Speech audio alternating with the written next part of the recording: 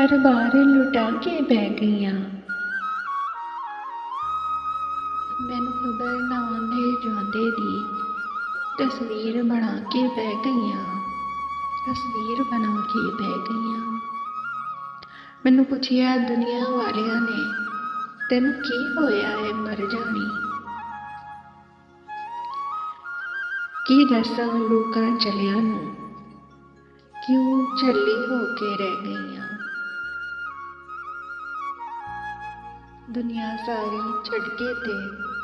ਦੁਨੀਆ ਸਾਰੀ ਛੱਡ ਕੇ ਤੇ ਮੈਂ ਰਾਹ ਫਕੀਰ ਤੇ ਪੈ ਗਈਆਂ।